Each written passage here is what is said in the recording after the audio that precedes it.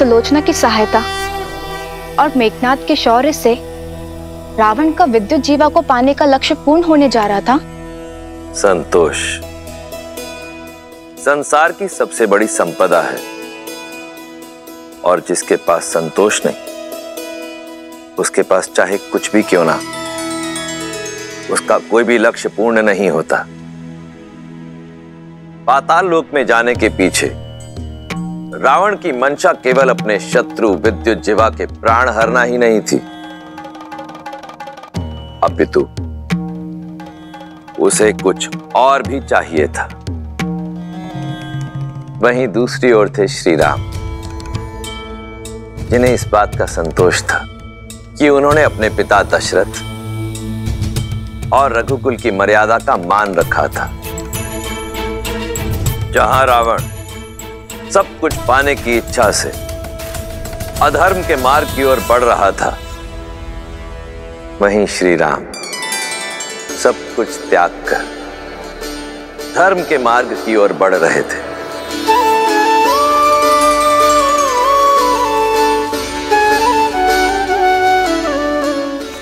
केवट ये है हमरे दशरथ नंदन श्री राम, और ये है सीता माता।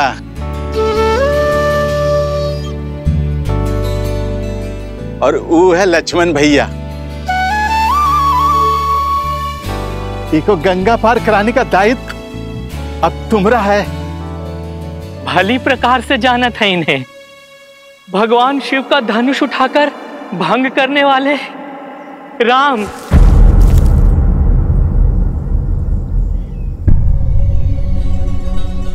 ये क्या अनर्थ कर रहे हैं आप केवट भैया?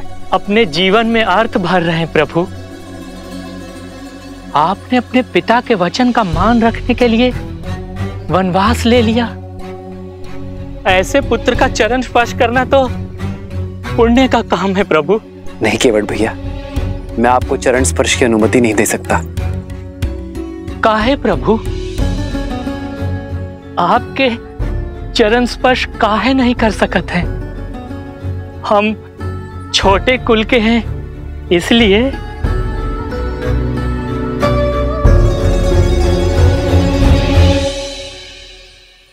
नहीं केवट भैया, क्योंकि आप आयु में मुझसे बड़े हैं, इसलिए। मनुष्य से कुल बनता है, कुल से मनुष्य नहीं।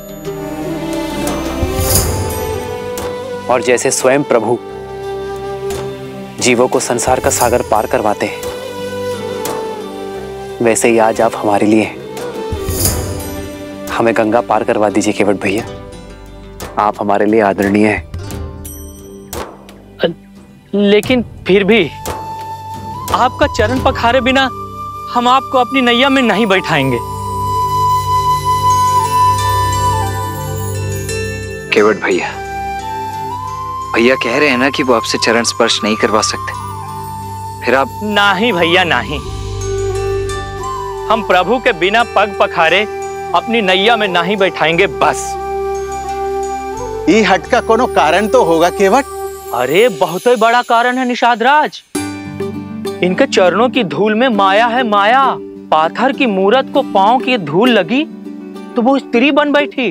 अरे कहीं हमारी नैया भी स्त्री बन बैठी तो? केवट भैया, मैं भी आप ही की तरह एक साधारण मनुष्य हूं। हमें ये गंगा पार करवा दीजिए। मैं वचन देता हूं आपकी नाव को कुछ नहीं होगा। तो हम भी कह रहे हैं ना, हमें अपने पांव धो लेने दो। दोहरी मार मारे जाएंगे प्रभु। एक ही नैया है हमरी, कहीं वो स्त्री बन गई तो पेट पालने का साधन तो जाएगा ही। घर पे हमारी पत्नी जीवित नहीं छोड़ेगी, कहेगी एक के रहते दूसरी ब्याह लाए। नहीं प्रभु नहीं, हम ये संकट मोल नहीं ले सकत हैं, नहीं। तो आप नहीं मानेंगे?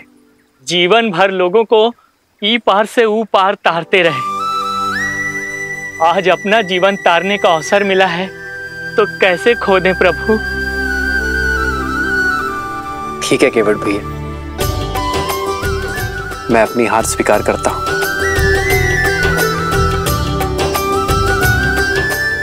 आइए प्रभु, आइए।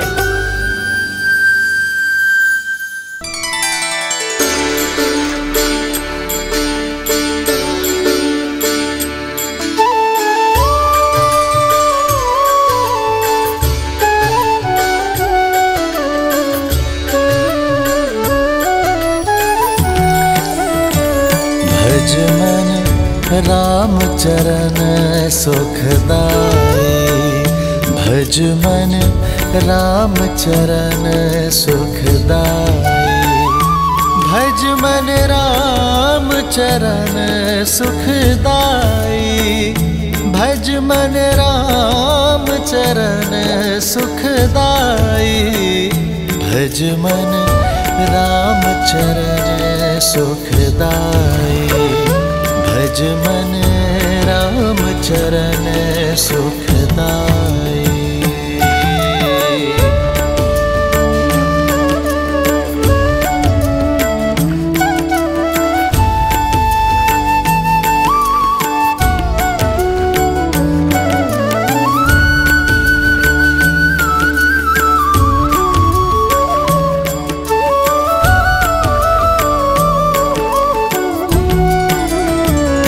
भज मन राम चरण सुखदाई, भज मन राम चरण सुखदाई।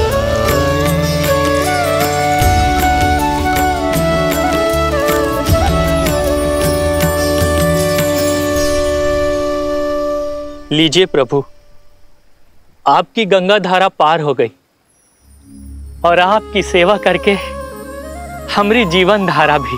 आपकी सहायता के लिए बहुत बहुत धन्यवाद केवट भैया। इसे स्वीकार कीजिए। नहीं प्रभु नहीं, हम ही नहीं ले सकते हैं। लेना तो होगा केवट भैया, ये कार्य आप अपने परिवार के लिए करते हैं, पारिश्रमिक तो लेना होगा। प्रभु, कुछ कार्य परिवार के लिए नहीं, आत्महित के लिए किए जाते हैं प्रभु। एक बड़े भाई की भांति आपने हमारी सहायता की है। ये छोटा भाई बड़े मन से एक बड़े भाई को भेंट देना चाहता है, मना मत करिए केवट भैया। कुछ देना ही चाहते हैं तो पुनः दर्शन देने का आश्वासन देके जाइए। अब वचन दीजिए कि जब 14 वर्ष का वनवास काट कर लौटेंगे तो आपकी नैया हम ही खेएंगे प्रभु। वचन दीजिए।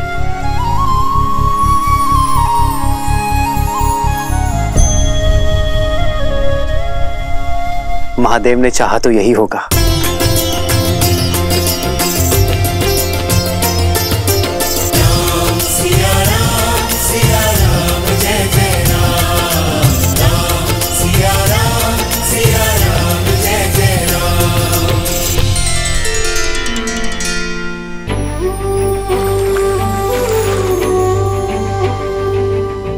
हे गंगा मैया, आप पावन पतित हो, हमें इतनी शक्ति और आशीष देना कि हम अपने धर्म मार्ग से कभी पतित ना हो।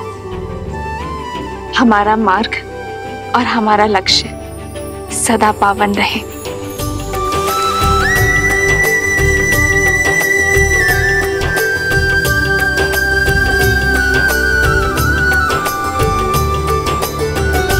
आओ सीता।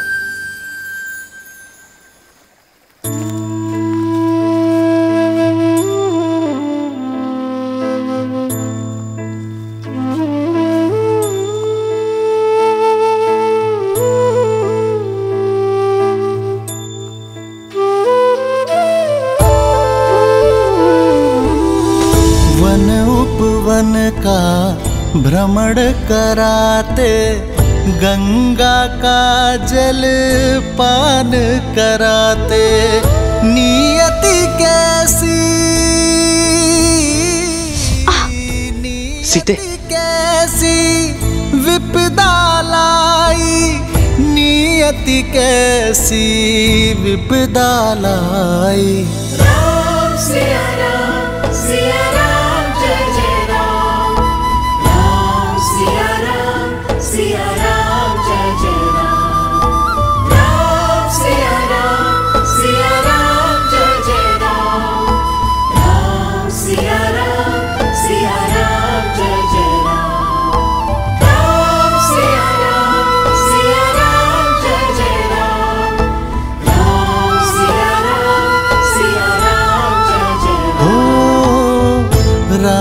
सियावन पग पग फिरते, लक्ष्मण हर क्षण सेवा करते, कष्टन सहते, कष्टन सहते श्री रघुराई, कष्टन सहते श्री रघुराई।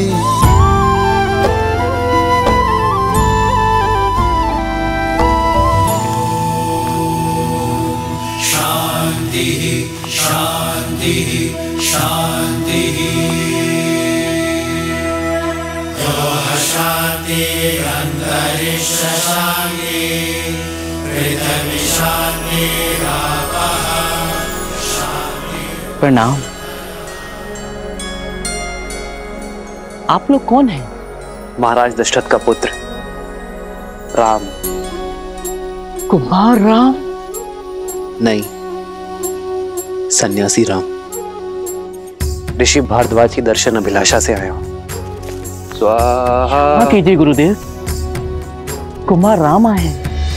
श्री राम श्री राम श्री राम श्री राम श्री राम श्री राम श्री राम। प्रणाम ऋषिवर।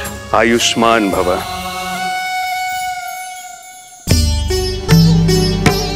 आपकी ही प्रतीक्षा थी दशरथ नंदन।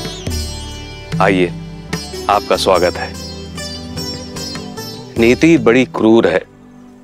विश्वास नहीं होता कि मेरे परम मित्र, धर्म के अनुयायी महाराज दशरथ के हाथों इतना बड़ा अन्याय हो गया। पिताश्री ने कोई अन्याय नहीं किया ऋषिवर। मेरी ही इच्छा थी कि रघुकुल की मर्यादा के साथ न्याय हो। मेरी ही अभिलाषा थी कि आप जैसे परम संतों के दर्शन का सौभाग्य मिले। स्थित प्रज्ञ हो तुम राम। तुम्हारा यही गुण तुम्हें विशेष बनाता है। अशुभ में भी शुभ ढूंढ लेते हो। तुम्हारा ये धैर्य, ये संयम शब्दों से परे है। कहो राम, धर्म की इस यात्रा में मैं क्या योगदान दे सकता हूं? अपना मार्गदर्शन देकर ऋषिवर। आप वन वनस्पति और वन जीवन के ज्ञाता हैं। हमें एक ऐसा स्थान बताइए जहां हम 14 वर्षों का वनवास काट सके। कहीं और क्यों जाना राम? चाहो तो 14 वर्ष का वनवास यहां बिता सकते हो। इस कृपा के लिए आभार, किंतु आपकी सेवा करने का सुअवसर मेरे भाग्य में नहीं है। ऐसा क्यों राम? प्रयाग की ये पावन धरा तो सोए भाग्य को भी खोल देती है। निसंदेह ये स्थान अलौकिक है, पावन है, किंतु अयोध्या के निकट है। यदि अयोध्या वासियों को हमारे यहां रहने की भनक लग जाए तो वो हमसे मिले बिना नहीं रह पाएंगे ऋषिवर, और इससे आपके आश्रम की शांति भी भंग होगी और मेरा उद्देश्य भी पूर्ण नहीं हो पाएगा। इसलिए आप हमें एक ऐसा स्थान बताएं जहां एकांत का संतोष मिले और ऋषियों की सेवा का सुख भी। तो फिर दंडक वन की ओर जाओ राम, जहां तुम्हें ऋषियों की सेवा का अवसर भी मिलेगा और उन्हें सताने वाले, उनकी साधना में विघ्न डालने वाले राक्षसों के अंत का पुण्य भी। जिस प्रकार तुमने वन को ताड़का के आतंक से मुक्त किया, वैसे ही दंडक आरण्य का भी उद्धार करो। मैं अभी तुम्हारे लिए मानचित्र बना देता हूं।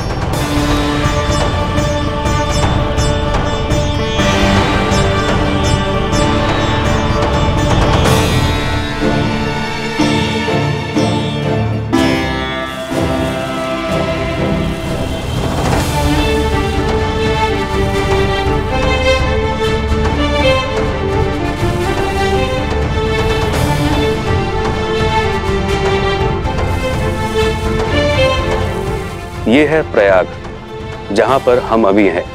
यहां से यमुना पार कर धारा के साथ दक्षिण पश्चिम की दिशा की ओर बढ़ोगे, जब तक नागरोधा वृक्ष तक पहुंच ना जाओ। वृक्ष की परिक्रमा करने के बाद तुम बाईं ओर जाना। फिर 2 पहर चलने के बाद तुम्हें ये नीला सरोवर दिखाई देगा। यहीं से फिर दक्षिण पश्चिम दिशा में कुछ कोस चलने के बाद तुम पहुंच जाओगे चित्रकूट, दंडक अरण्य का प्रवेश द्वार, जो यहां से 30 कोस दूर है। वहां तुम्हें केवल वानर और वन्य जीव मिलेंगे, कोई मनुष्य नहीं मिलेगा वहां। राम, तुम्हें अपने वनवास का आरंभ वहीं से करना चाहिए, क्योंकि वहां एक और महान उद्देश्य तुम्हारी प्रतीक्षा कर रहा है। राम,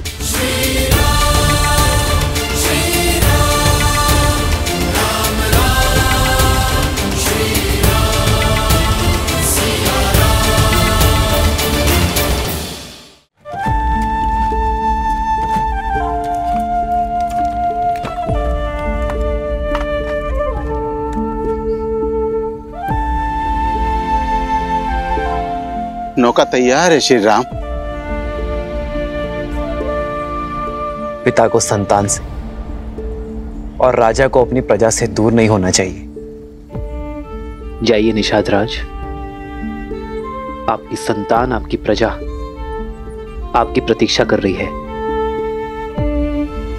हमारा साथ यही तक था। ऐसा ना कहिए, ये वन जितना सुंदर दिखत है उतना ही जटिल और घातक है। हम यहाँ पले बड़े हैं, हमको आपका मार्गदर्शन करने की अनुमति दीजिए। हमसे यही सुख ना ही छीनिए श्री राम।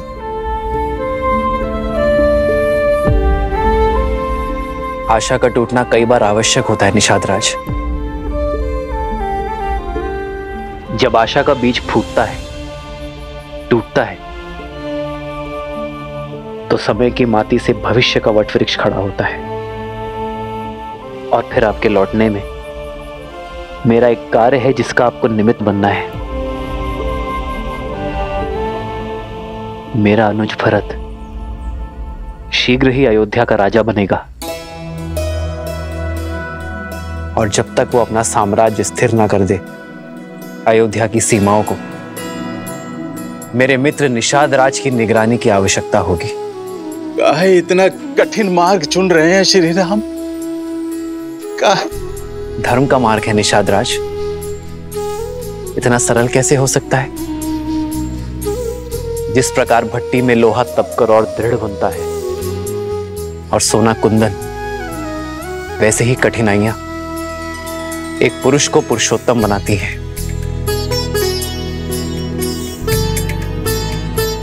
जाइए, अपना धर्म निभाइए, अपनी प्रजा की सेवा कीजिए। और हां, हमारे मार्ग के बारे में किसी से कुछ मत कहिएगा, किसी को हमारे पीछे मत आने दीजिएगा। जैसी आज्ञा श्री राम। ये गुहा ना कोनो को आपके समीप आने देगा और ना आपकी अयोध्या के अपने प्राण देकर भी अपना वचन निभाएगा।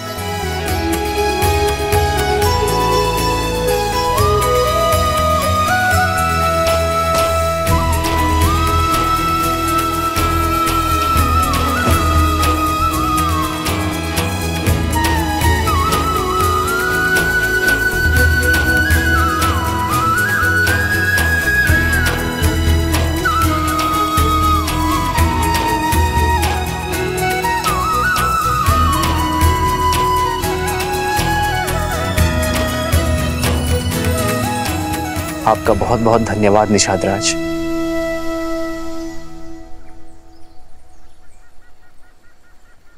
आओ सीता।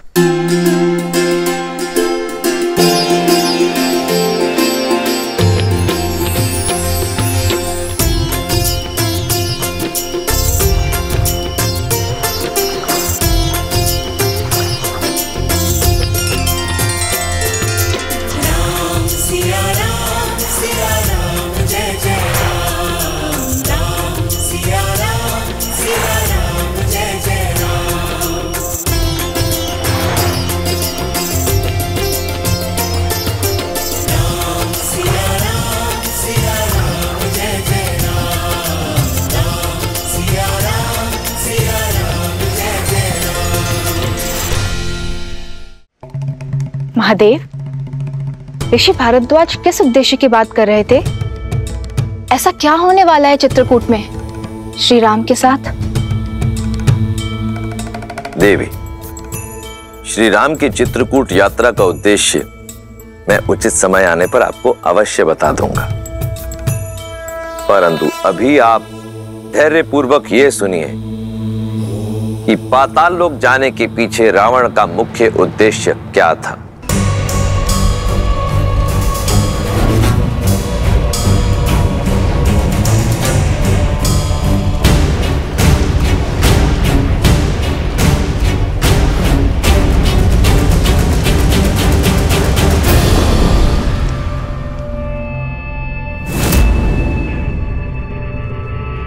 हम दक्षिण की तरफ से आक्रमण करेंगे। एकदम चुप कर।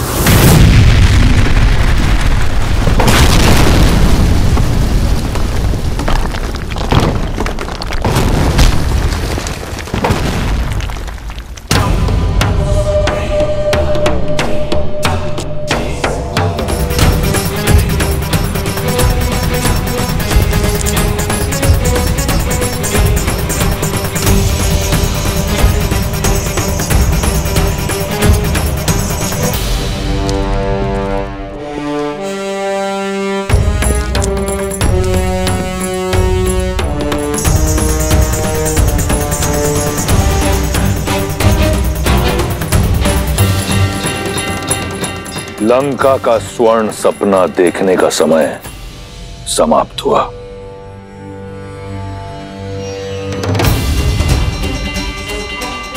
मार डालो इन सबको।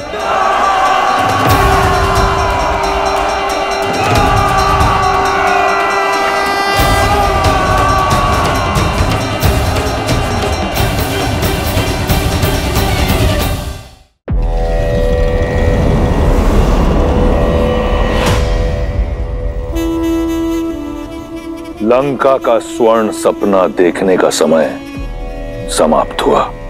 मार डालो इन सबको।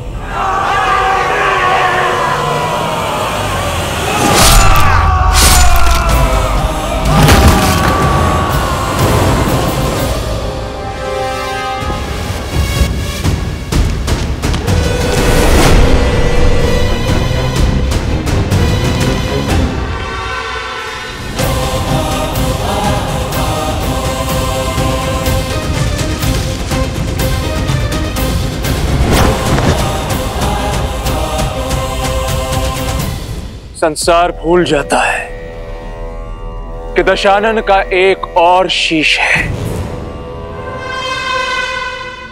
मैं मेघनाथ इस संसार में जब भी कोई मेरे पिताश्री के विरुद्ध खड़ा होगा, सबसे पहले मुझे अपने सामने पाएगा। मेघनाथ, मैं तुम्हारा संबंधी हूं। इसमें कोई संशय नहीं है कि संबंधी होने के नाते आप आदर के पात्र थे, किंतु जिस क्षण आपने मेरे पिताश्री को ललकारा, उन पर प्रहार करने का दुस्साहस किया, उसी क्षण आप केवल और केवल मेरे शत्रु बन गए। और ये इंद्रजीत कभी अपने शत्रुओं पर दया नहीं करता। तुम्हें मेरी शक्ति का अनुमान नहीं है।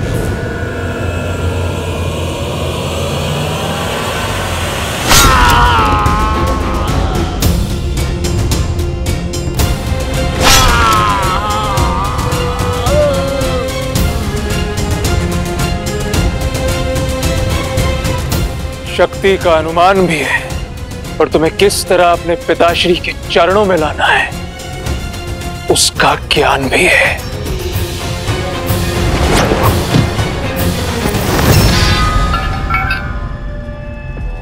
बहुत खेल खेल लिया विद्युत जीवा, अब इस खेल को समाप्त करने का समय आ गया है।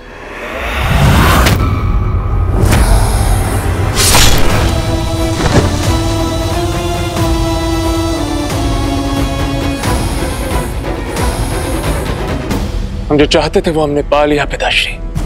आपके शत्रु का शीश आपके चरणों में है। अब लंका चलें। लंका लौटने की इतनी शीघ्रता क्यों मेघनाथ? अपने विजय का उत्सव तो मना ले। जिस लंका की आन के लिए यह प्रयास किया, उसके लिए नागलोक से कुछ उपहार तो एकत्रित कर लें। सैनिकों, नागलोक पर छा जाओ, कोना कोना छानो, नागमणि, आभूषण, जो भी मूल्यवान वस्तु मिले छीन लो, लूट लो।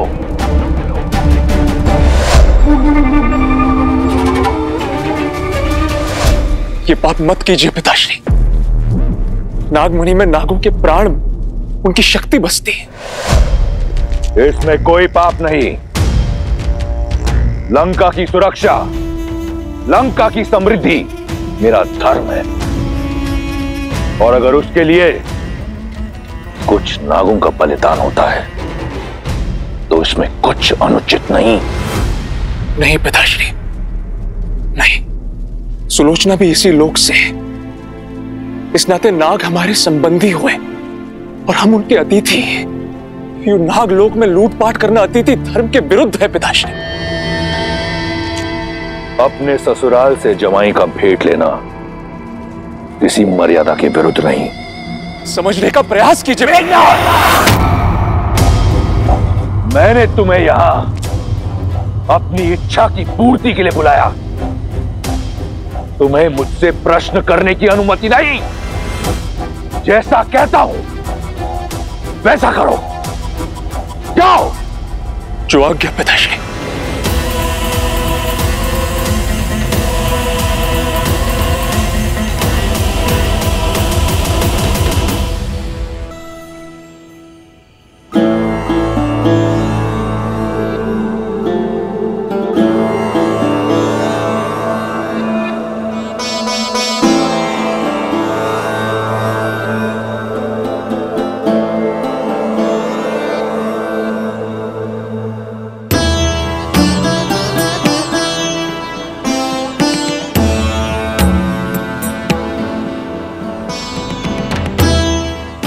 सुमंत, सुमंत राम आ गया। सुमंत, मेरे राम लक्ष्मण सीता को लेकर। सुमंत अब तक नहीं लौटे महाराज।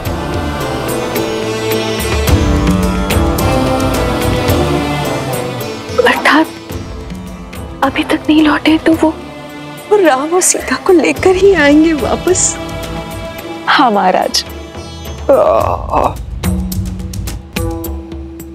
मेरे राम पिताश्री।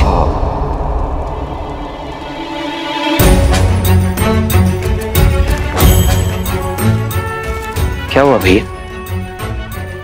सब ठीक तो है? कुछ नहीं लक्ष्मण।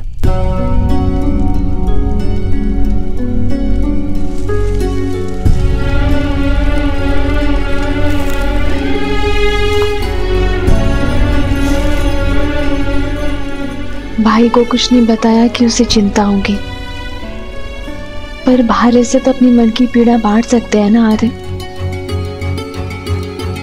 एक स्वप्न ने मुझे विचलित कर दिया सीता। ऐसा लगा जैसे पिताश्री मुझे पुकार रहे हैं। जानती हो सीता, आज तक किसी भी प्रकार के भय को मैंने अपने समीप नहीं आने दिया, किंतु न जाने क्यों पिताश्री को स्मरण करके वही भय मेरे हृदय को जकड़ रहा है। ऐसा अनुभव होता है जैसे अयोध्या पर संकट के घने बादल मंडरा रहे हैं। आप एक सत्य को निभाने आए हैं आर्य। स्वप्न से विचलित हो गए तो अपना उद्देश्य कैसे पूरा करेंगे? अयोध्या में सब शुभ होगा। आप विश्राम कीजिए, क्योंकि यदि पुत्र विचलित होता है तो माता पिता अवश्य दुखी हो जाते हैं आर्य।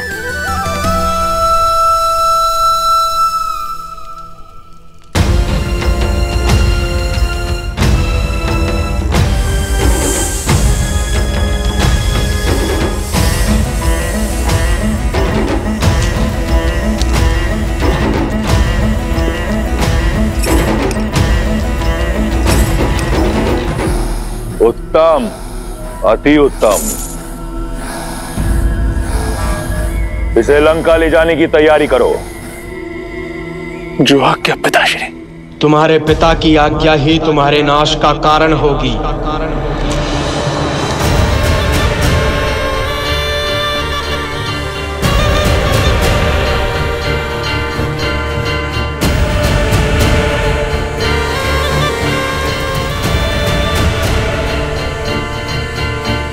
जिसमें पाप और अधर्म के विरुद्ध लड़ने का साहस नहीं होता, वो भी उस पाप का भागीदार होता है। मन तो करता है कि अपना सारा विष इसी क्षण तुम्हारे शरीर में भर दूं, किंतु सुलोचना मेरी दत्तक पुत्री है, मैं उसे अपने हाथों से विधवा नहीं कर सकता। इसलिए मैं नागराज वासुकी तुम्हें यह श्राप देता हूं कि जिस प्रकार तुम्हारे पिता के आदेश से मेरे लोग मर रहे हैं, वैसे ही एक दिन तुम भी अपने पिता के आदेश से ही मृत्यु को प्राप्त होगे। तुम्हारा ही पिता तुम्हारी मृत्यु का कारण बनेगा। वासुकी, मेरे समक्ष मेरे पुत्र को श्राप देने का दुस्साहस गजानन हूं मैं। काल भी मेरा दास है। इन्हें जाने दीजिए पिताश्री, हम पहले ही बहुत पाप कर चुके हैं।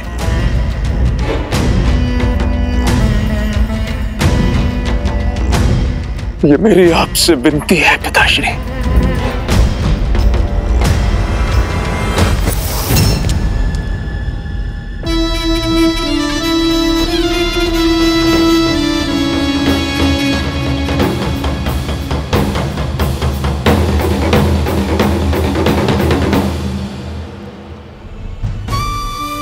चल किया है हमारे राम ने हमारे साथ में। चल तो हमारी नेत्रों ने किया है हमारे साथ। 2 घड़ी निद्रा क्या लगी, हमारे राजा राम हमसे बिछड़ गए। हमारे जीवन को सुगम बनाने के लिए हमारे प्रभु श्री राम उस दुर्गम मार्ग में स्वयं ही चल पड़े हैं। हमारे राम हमें छोड़कर चले गए, इतने निष्ठुर कैसे हो सकते हैं।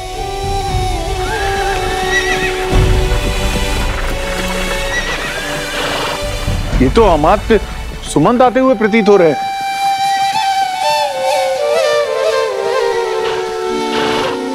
हमारे प्रभु लौट रहे हैं।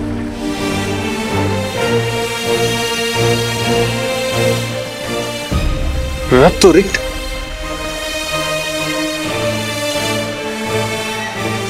रथ पे तो केवल अमात्य हैं, हमारे राजा राम नहीं है। नहीं आए हमारे राजा राम, नहीं आए हमारे राजा।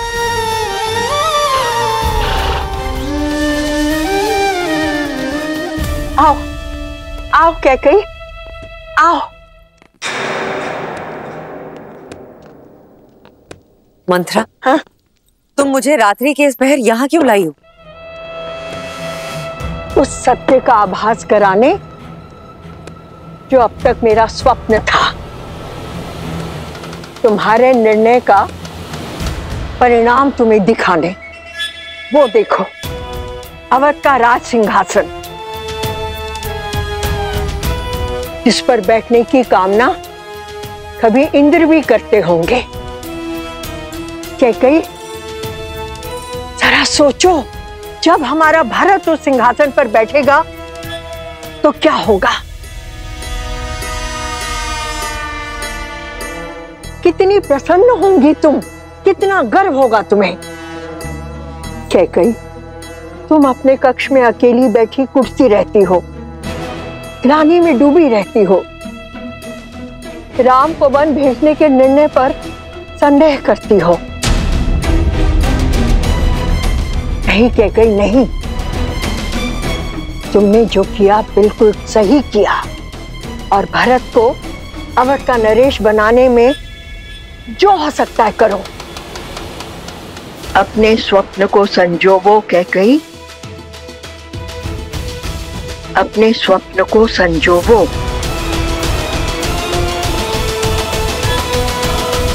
अमात्य सुमंत्र आ गए। क्या राजकुमार राम भी साथ आए हैं।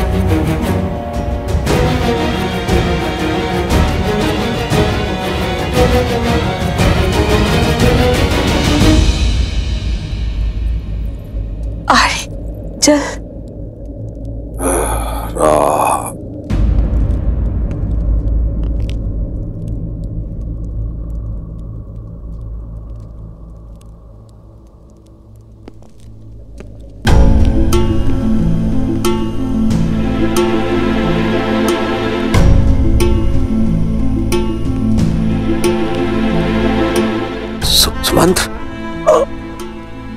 सुमंत्र आगे तुम मेरे राम को लेकर आए हो ना? हाँ, लक्ष्मण सीता कहाँ है वो? हाँ, आए हैं ना वो साथ में?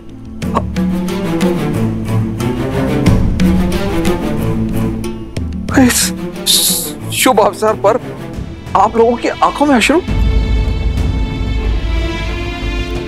सुमंत्र अवश्य ही मेरे राम को लेकर आया है। उसने आज तक मेरे आदेश की अवहेलना नहीं की है।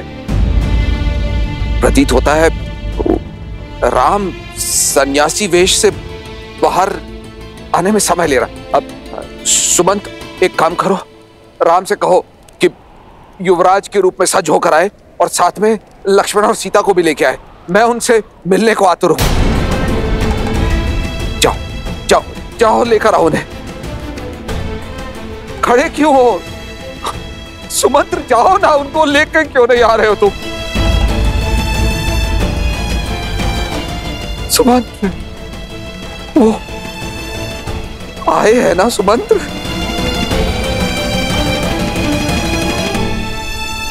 मेरे बच्चे आए हैं ना? सुमंत्र चुप क्यों हो? कहां है वो तीनों?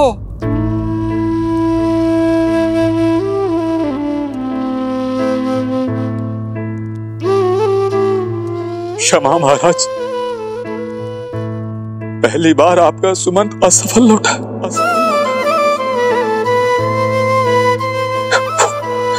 वो नहीं आया।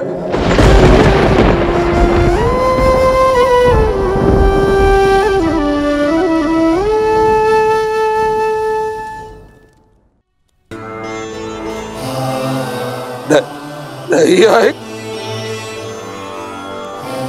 नहीं आए का क्या तात्पर्य है सुमंत्र? क्यों नहीं आए? क्यों लौटे हो सुमंत्र? किस अधिकार से लौटे हो? मेरी एक इच्छा पूरी नहीं कर पाए।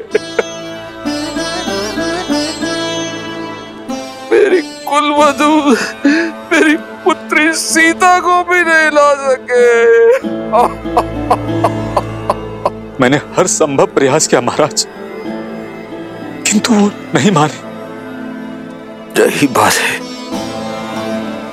देख लेना, मेरा राम मेरी बात मानेगा। मुझे ले चलो, मैं जाऊंगा, मैं लेकर आऊंगा अपने राम को। मुझे ले चलो, मैं मनाऊंगा अपने राम को, मैं लेकर आऊंगा वापस उसे। भूल मेरी ही है कि मैंने सुमंत्र को राम को लाने के लिए भेजा।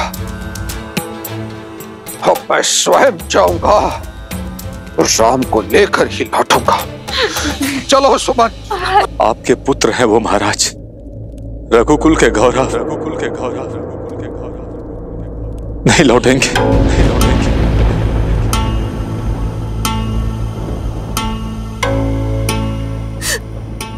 नहीं लौटेंगे।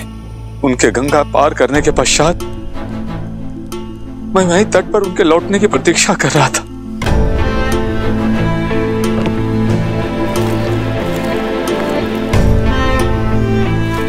सुमंत, आप लौटे नहीं? किस मुख से लौटता निषाद राज?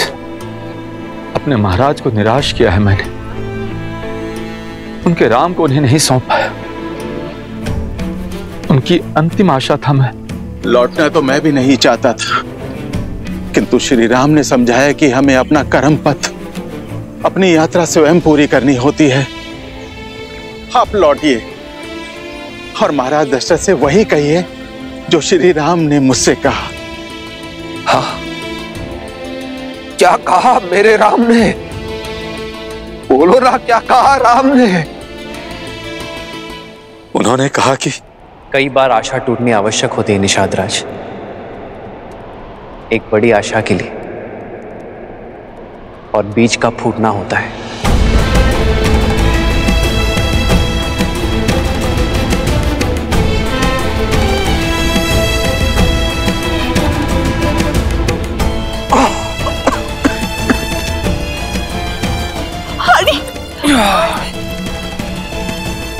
राम राम राम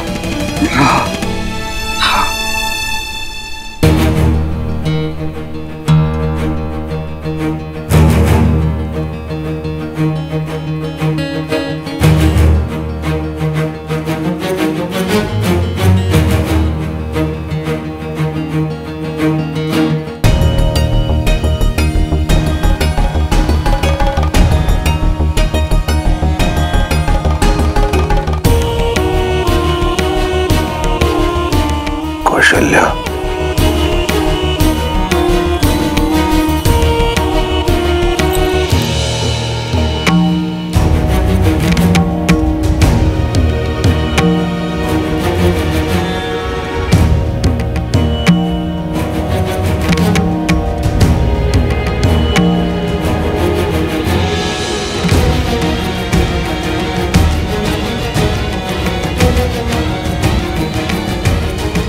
कौशल्या, मेरा अंतिम समय आ गया है।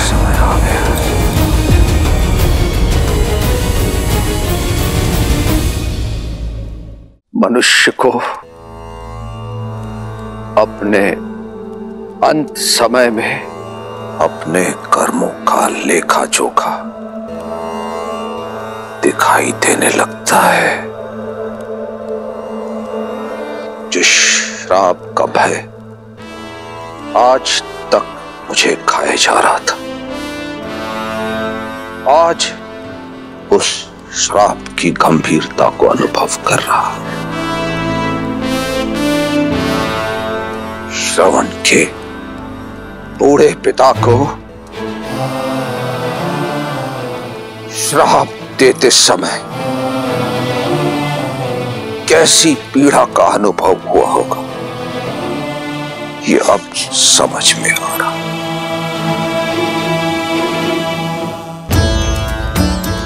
दृष्टिहीन माता पिता से उनके पुत्र को छीना है मैंने, और आज न मेरे पास दृष्टि है और ना ही मेरे पुत्र।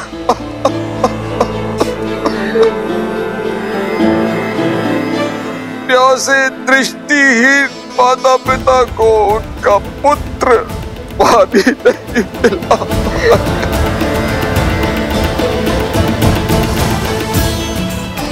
मेरे चार पुत्र हैं, किंतु कोई भी मेरे समीप नहीं है जो मुझे गंगा जल पिला पाए।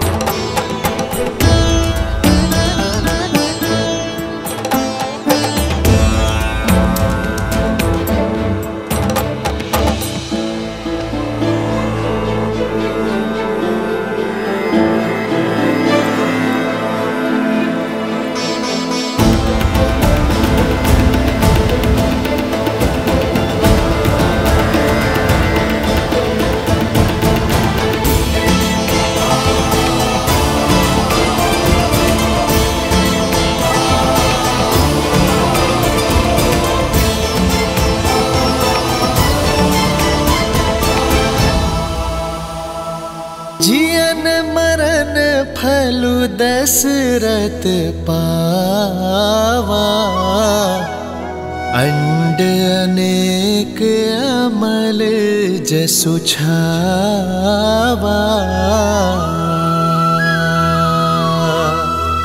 जियत राम विधु बदनु निहारा, राम बिरहा करि मरनु सवारा।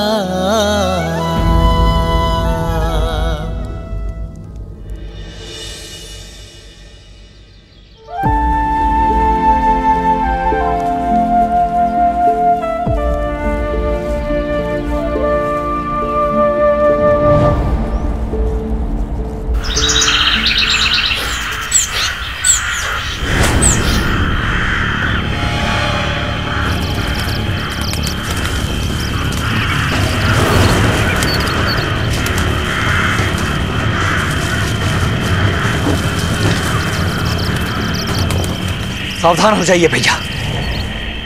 पंछियों का यह विचलित स्वर संकेत है कि अवश्य कोई अनिष्ट निकट है हमारे।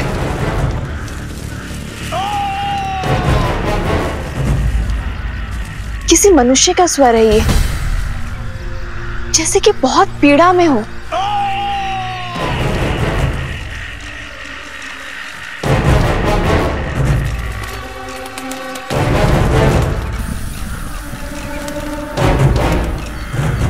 लक्ष्मण,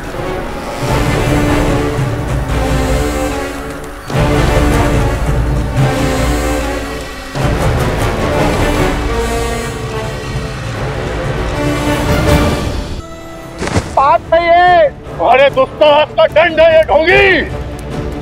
हमारे वन में आकर यज्ञ कर कर इसे अपवित्र करते हो।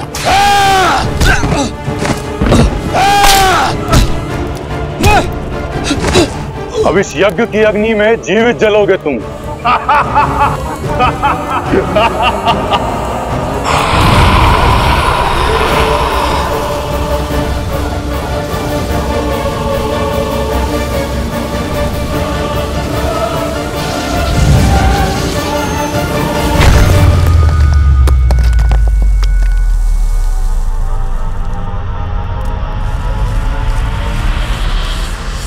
कौन है?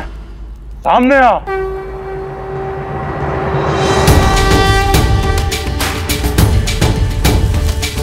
श्री रामचंद्र कृपालु भज मन, हरण भव भय दारुणम्। तव कंज लोचन कंज मुख कर, कंज पद कंजारुणम्। श्री राम श्री राम, राम राम श्री राम, श्री राम श्री राम, राजा राम श्री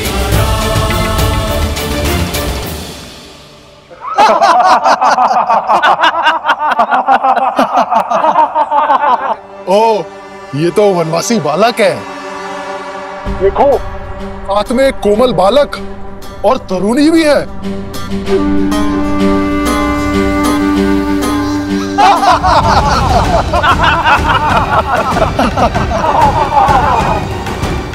हमारे वन में हमें ललकार कर बहुत बड़ी भूल कर रहे हो नादान बालक। इन्हीं ऋषियों के साथ तुम्हारी भी आहुति देंगे। अभी एक क्षण में ज्ञात हो जाएगा कि कौन किसकी आहुति देता है। लक्ष्मण,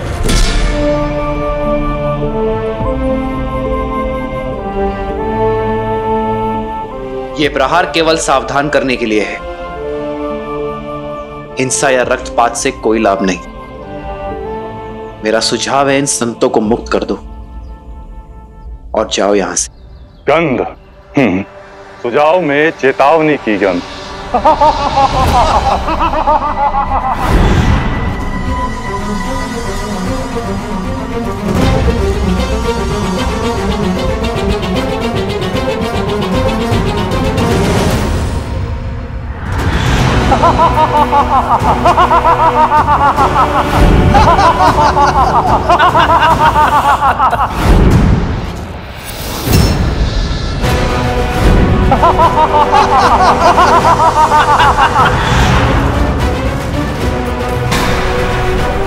सीते,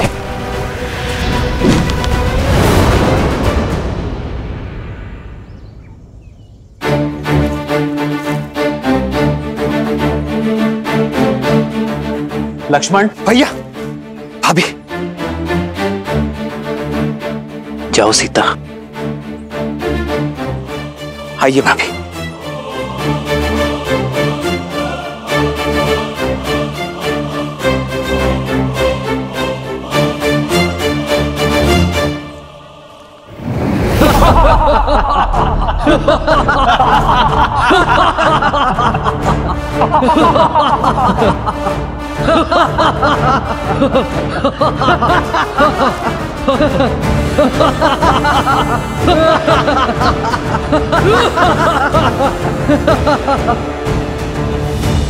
संदेश उचित था मेरा, कदाचित भाषा समझनी है, भाषा बदलनी होगी।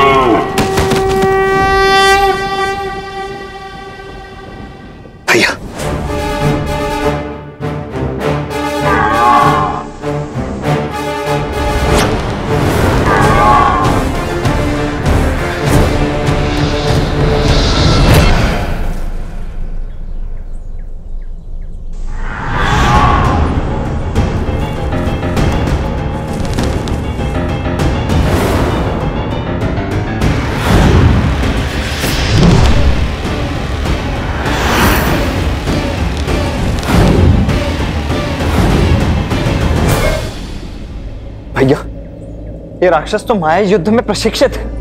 यदि हम इन्हें देख ही नहीं पाएंगे तो इन पर बाण चलाएंगे कैसे? इन्हें देखकर बाण चलाना ही हमारी भूल है लक्ष्मण। केवल नेत्रों से नहीं, सभी इंद्रियों की सहायता लेनी होगी हमें। समझ गया भैया, शब्द भेदी बाण।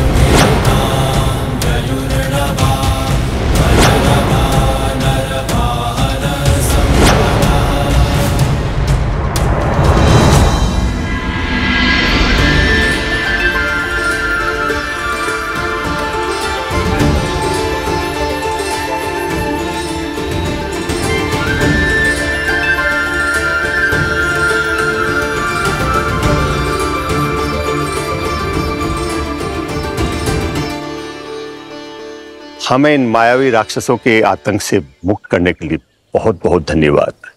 क्या हम हमारे तारणहार का परिचय जान सकते हैं? ऋषिवर, मैं अयोध्यापति दशरथ नंदन राम। राम, वही राम जिन्होंने ताड़का और अहिल्या का उद्धार किया, शिव धनुष भंग किया? जी हाँ ऋषिवर, वही दशरथ नंदन श्री राम। आज सारे तपों का फल मिल गया। यदि कोई आपत्ति ना हो, इस चित्रकूट वन में रुककर हम ऋषियों का भी उद्धार करें। हमें इन दुष्ट राक्षसों के प्रकोप से बचाए प्रभु। संतों की सेवा मेरी नियति है, आपत्ति नहीं। हम यही रुकेंगे ऋषिवर। क्या करना है जानते हो ना लक्ष्मण? जी भैया, भली भांति जानता हूं। वही जो हमने ताड़का और सुबाहु के साथ किया था, क्योंकि राक्षसों को भी विधाता ने उन्हीं पंच तत्वों से बनाया है जिनसे हम बने हैं। इसीलिए प्रत्येक जीव का अंतिम संस्कार रीति पूर्वक होना ही चाहिए, है ना भैया? शोक बिकल सब रोवहीं रानी, रूप सीलु बलु तेजु बखानी,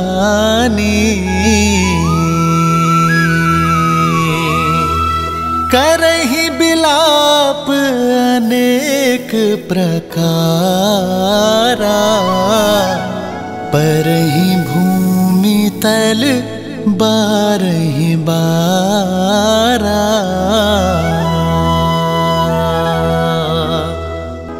बिल पहि बिकल दासरुदासी, घर घर रुदनु बरहि पुरबासी।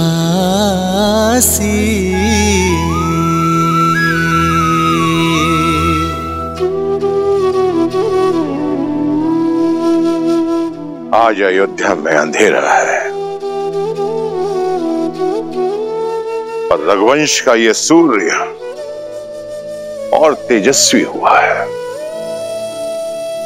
मुझे गर्व है कि जीते जी और जाते समय भी मेरे शिष्य ने रघुवंश की परंपरा का मान रखा। आप आए थे तो नेमी थे, पर गए दशरथ बनकर। आपकी पहचान ये संसार युगों युगों तक स्मरण रखेगा।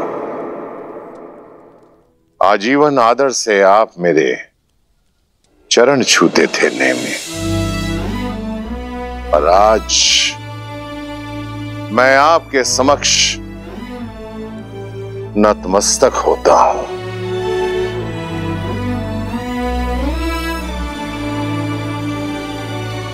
जिन्हें परम धाम जाना था वो तो चले गए आचार्य, और जो यहां है उन्हें सांसारिक नीतियों का तो पालन करना होगा।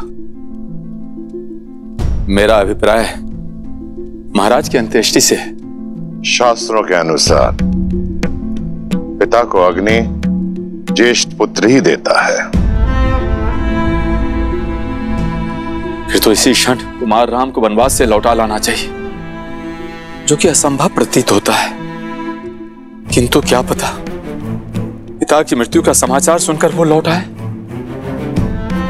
उन्हें उनका न्यायोचित स्थान देना ही महाराज को सच्ची श्रद्धांजलि है। वैसे भी नीति अनुसार सिंहासन अधिक दिन तक रिक्त नहीं रहना चाहिए। राज्य संचालन के लिए राजा का होना आवश्यक है। जो किसी की सांसों की डोर टूटने पर वचन की डोर तोड़ दे, वो रघुवंशी नहीं हो सकता। हम किसी भी प्रकार 14 वर्ष के वनवास से पूर्व राम, सीता और लक्ष्मण को वापस नहीं ला सकते। लौटने की व्यवस्था कुमार भरत की करनी होगी, क्योंकि महाराज के वचन के अनुसार अब भरत ही युवराज है। जी, किंतु भरत और शत्रुघ्न को आने में तो कई दिन लग जाएंगे। इतने दिनों तक मृतदेह को अंत्येष्टि के बिना रखना उचित होगा। अवश्य, क्योंकि यही परिस्थिति की मांग है। महाराज का शवलेप किया जाएगा।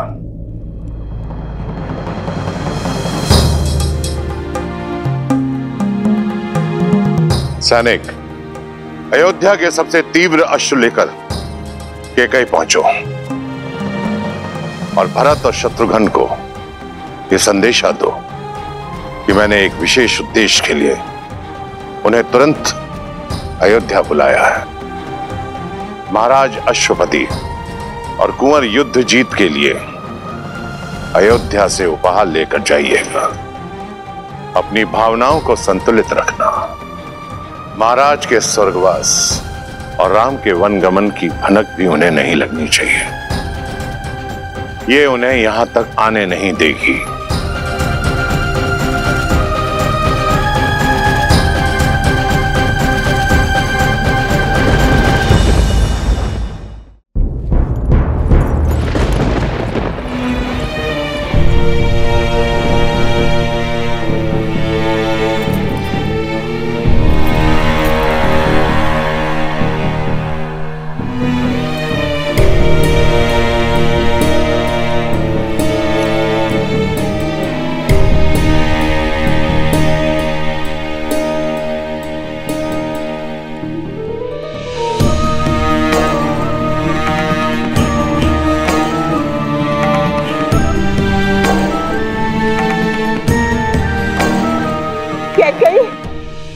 सुना तुमने?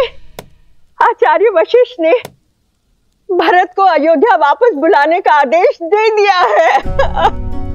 इसका अर्थ समझती हो? मेरा भरत लौट रहा है, अयोध्या का होने वाला राजा लौट रहा है।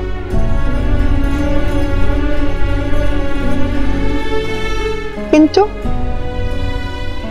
ये सुनकर चिंता क्यों? चिंता उन प्रश्नों की है जो भरत के साथ आएंगे। कैसे मिलूंगी मैं उससे?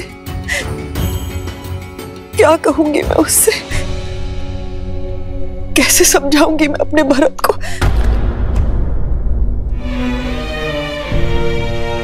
मंत्रा, भावनाओं के ज्वार में मैंने कहीं कुछ अनुचित तो नहीं किया ना? अनुचित नहीं मेरी पुत्री कैकेयी, तुमने जो कुछ किया अपने भरत के लिए किया, उसके अधिकारों के लिए किया।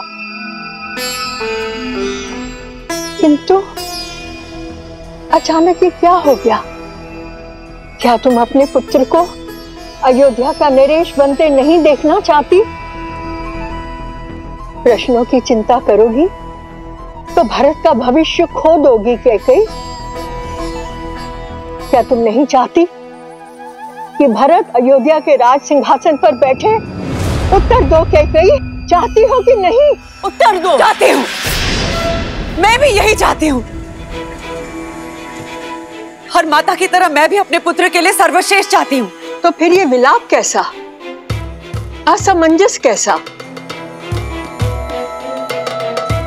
तुमने बिल्कुल ठीक किया मेरी पुत्री, बिल्कुल ठीक किया। सुना नहीं तुमने महाराज ने अपने अंतिम समय में क्या कहा था कि उनकी मृत्यु किसी श्रवण के पिता के श्राप से हुई है। तुम उसका कारण नहीं हो कैकेयी। किंतु अभी बहुत बड़ी परीक्षा शेष है।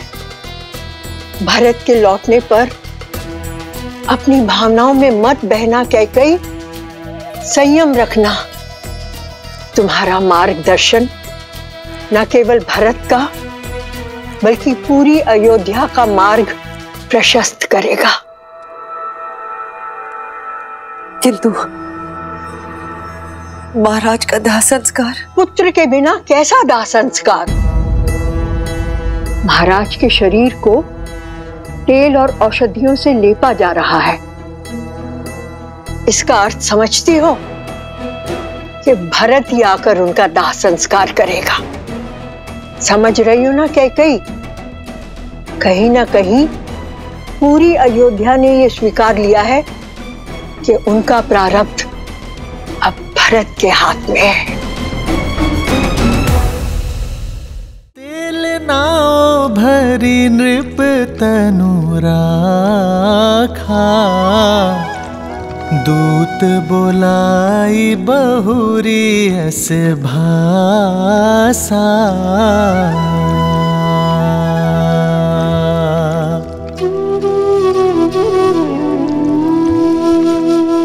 ठीक प्रकार से औषधि युक्त तेल में पूरा शरीर समा जाना चाहिए।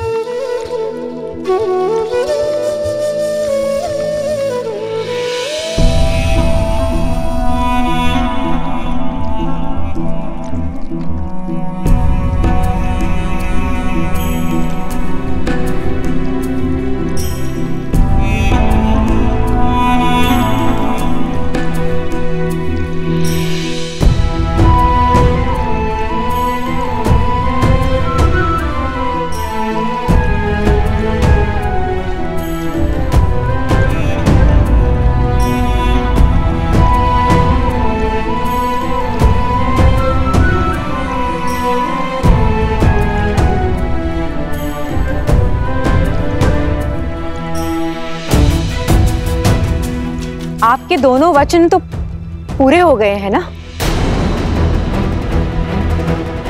तो अब यहाँ पे क्या लेने आई हो? क्या अपनी लज्जा भी अपने पुत्र के साथ मायके भेज दी है? शांत हो जाओ सुमित्रा, शांत हो जाओ। क्षमा कीजिएगा दीदी, किंतु अयोध्या के प्रारंभ में ये पीड़ा नियति ने नहीं, कैकेयी दीदी की कूटनीति ने लिख दी है।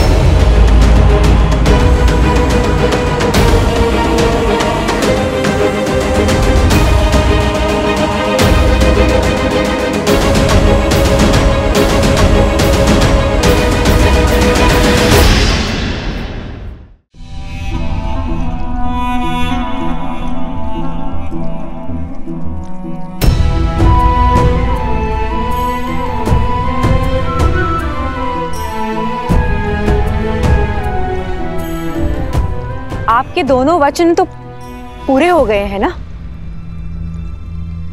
तो अब यहाँ पे क्या लेने आई हूं? मैं केवल एक बार महाराज को।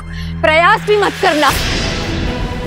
आपके अशुभ स्वप्न ने महाराज के प्राण हर लिए और अब तो केवल शरीर बचा है, और उस पर मैं आपकी अशुभ छाया पड़ने नहीं दे सकती। जीवन लिया है आपने उनका, तो अब मृत्यु के पश्चात भी शांत नहीं रहने देंगी उन्हें शांति से रहने दीजिए।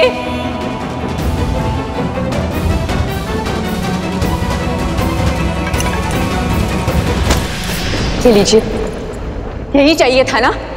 इसके लिए आई थी ना?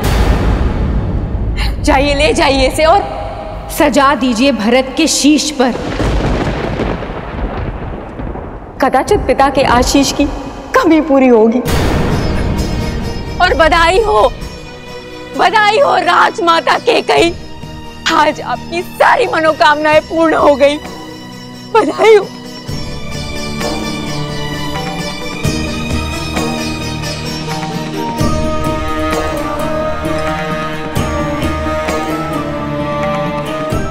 इस प्रकार से मुख मोड़ के जाने से आप सच्चाई से मुख नहीं मोड़ सकती हैं दीदी, और सत्य यही है कि आपने हमसे हमारा सौभाग्य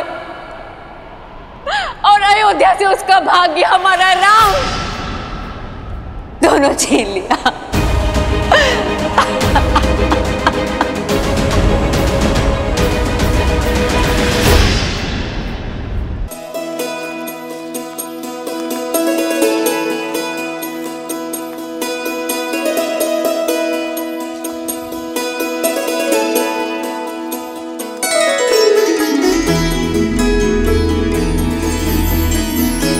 ऋषि भारद्वाज ने उचित मार्ग दिखाया है।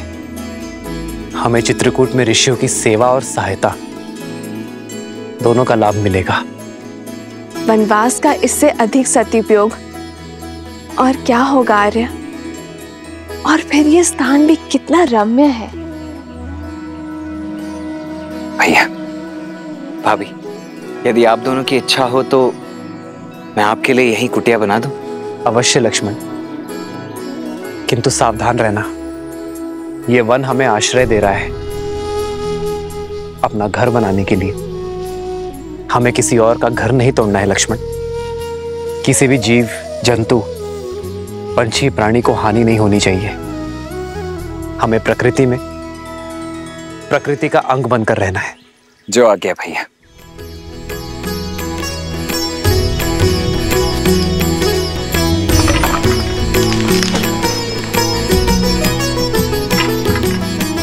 लक्ष्मण सिया सहित रघुराई, प्रेम सहित सब कुटिया बनाई। गिरिवन नदी देख मन हर्षाए, रघुवर चरित सिया को सुहाए।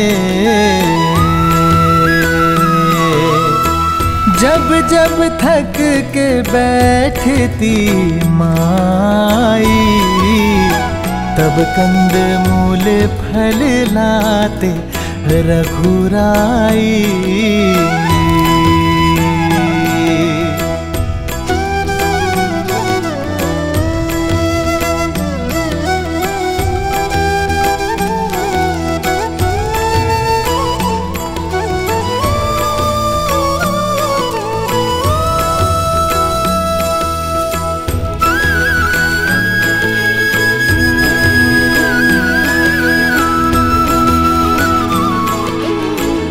आपका एक अंश, एक मुट्ठी माटी मैं अपने साथ ले जा रहा हूं मां।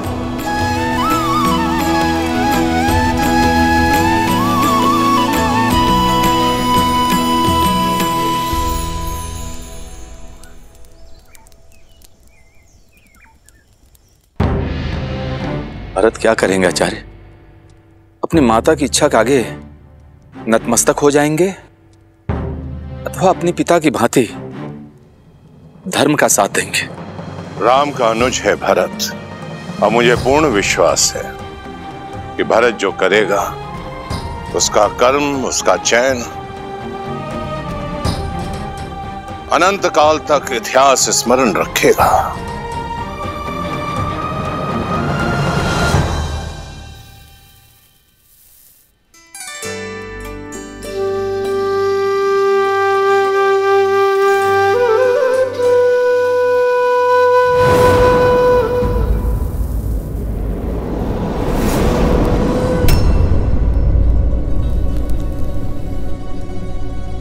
क्या हुआ भैया, आप विचलित दिखाई दे रहे? ये सब अपशकुन देखकर मेरा मन घबरा रहा है शत्रुघ्न।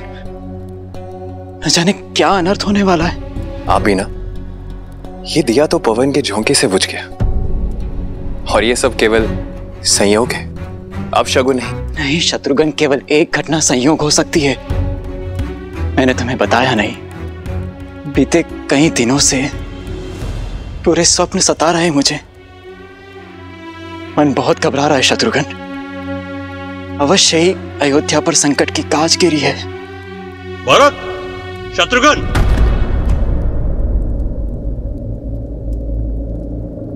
अयोध्या से कोई दूत आया है।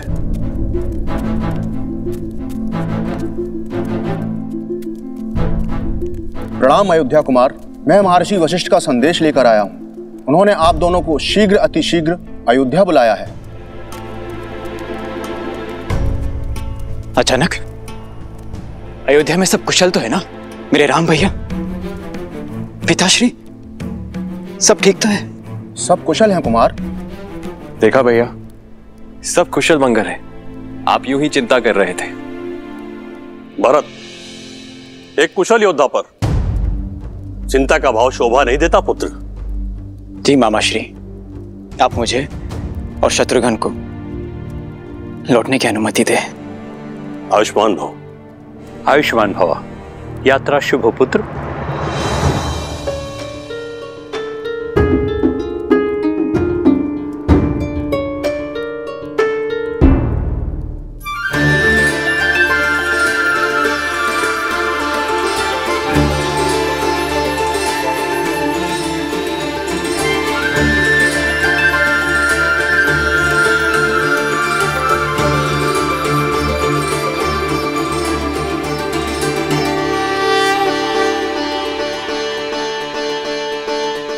अद्भुत लक्ष्मण, बहुत सुंदर कुटिया बनाई है तुमने। आशा नहीं थी ये भी कला है तुमने। धन्यवाद भैया।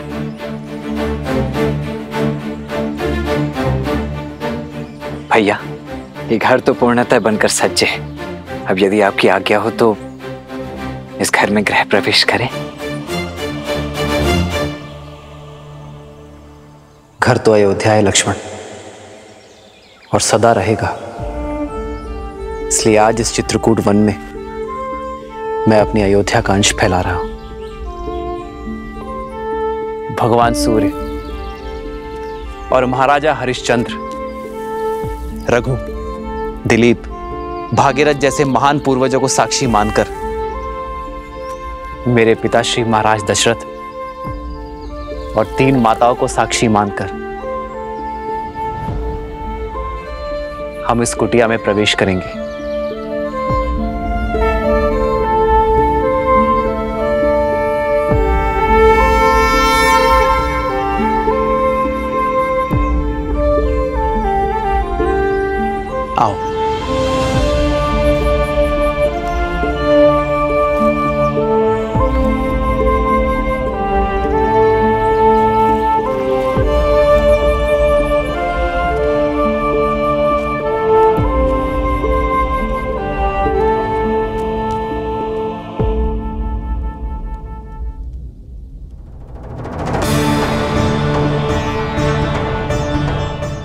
अयोध्या की पावन माटी, अयोध्या का मान, सम्मान और संस्कार की सूचक है आप। सदा धर्म के पथ पर चलने के लिए मेरा मार्गदर्शन करती रहना। अयोध्या की याद आ रही है ना भैया? नहीं लक्ष्मण, न जाने क्यों मेरा मन भारी हो रहा है। ऐसा लगता है जैसे मेरे परिवार, मेरी अयोध्या पे कोई बहुत बड़ी विपदा आ पड़ी है। हे मां, रक्षा करना। आप व्यर्थ ही चिंतित होते हैं आर्य। मेरे ससुर संसार के सबसे सक्षम राजा है। वो अपनी अयोध्या को कुछ नहीं होने देंगे। और फिर भरत भैया और शत्रुघ्न भैया भी तो हैं। विश्वास रखिए, आपके अनुज आपकी अयोध्या और आपके पिताश्री को कुछ नहीं होने देंगे। भरत पर तो स्वयं से भी अधिक विश्वास है मुझे। उससे श्रेष्ठ ना ही कोई पुत्र हो सकता है और ना ही कोई शासक।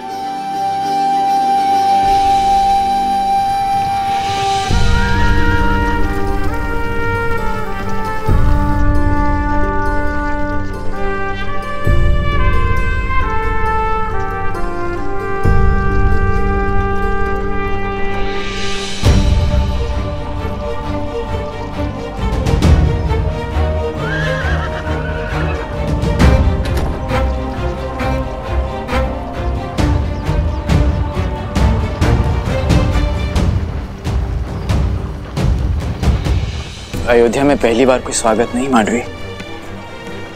जिन आंखों में सदा प्रेम और सम्मान देखा, आज उन्हीं आंखों में घृणा। अवश्य कुछ तो अनिष्ट हुआ है। सारथी रथ की गति बढ़ाओ, मुझे तुरंत राम भाई और पिताश्री से मिलना है।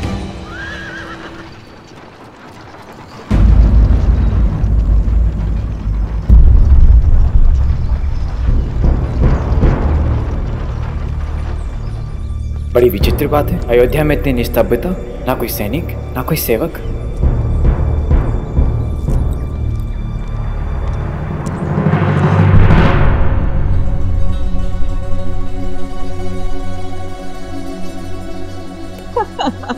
प्रतीक्षा की घड़ी समाप्त हुई। हमारा भरत आ गया। कैकेयी, भरत, मेरा भरत। रुको रुको कैकेयी, ये आंसू लेकर जाओगी भरत के पास? अपने आप को संभालो कैकेयी, माता धन को समझो। भरत को अपने समर्पण, अपने प्रेम के मोल और मांगे हुए वचन का महत्व समझाओ। समझी कैकेयी? अयोध्या में भरत की भेंट सबसे पहले मुझसे होनी चाहिए। जाओ, अगर मुझसे पहले भरत ने अपने पिताश्री के मृत शरीर को देख लिया तो ना वो मेरी बात सुनेगा, ना जो मैं कहना चाह रही हूं वो समझने की कोशिश करेगा। जाओ, शीघ्र करो। हाँ।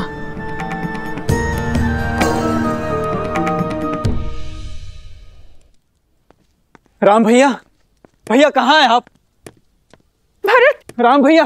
भरत, भरत, चलो चलो। तुम्हारी माता कैकेयी कब से तुम्हारी प्रतीक्षा कर रही है। आओ चलो। अब एक बार मैं राम भैया से मिल लूं,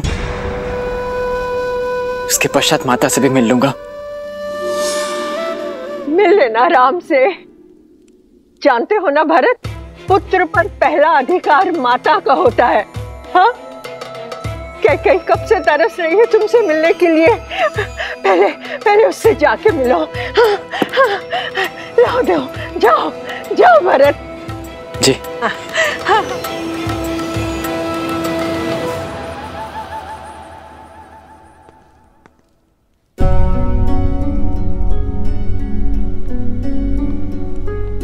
माता, आप कैसी हैं? आपको कितना स्मरण किया मैंने। और जानती हैं आप माँ,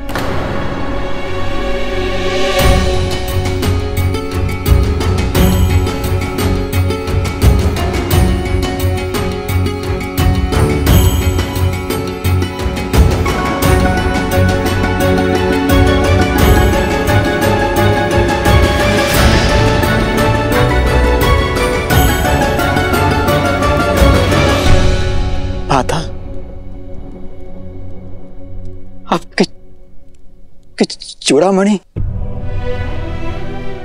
आपका ये वेश, सब क्या है माँ? माता कह दीजिए मुझे कि जिस भय से मेरा मन ग्रस्त है वो सत्य नहीं। इस सृष्टि में जो जन्म लेता है उसे एक न एक दिन जाना पड़ता है पुत्र। नश्वर शरीर सबको छोड़ना पड़ता है। कोई कितना भी प्रयास, कितना भी प्रयत्न क्यों ना करे, किंतु अमर कोई नहीं।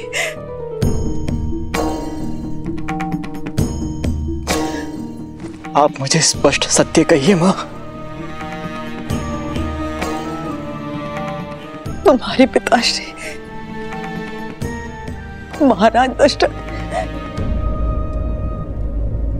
ये सत्य यथार्थ कर हमें सदैव के लिए छोड़कर चले गए।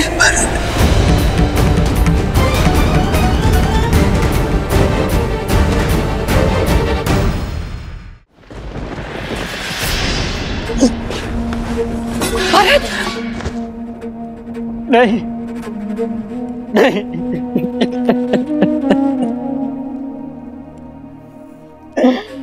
यह संभव है, यह संभव है। भरत, क्यों पिताश्री, क्यों आपने मेरा दायित्व भैया को नहीं सौंपा? क्यों आपने अपना ये कर्तव्य नहीं निभाया और मुझे अनाथ करके चले गए? और मैं अभागा अंतिम समय में उनके समीप न रह सका।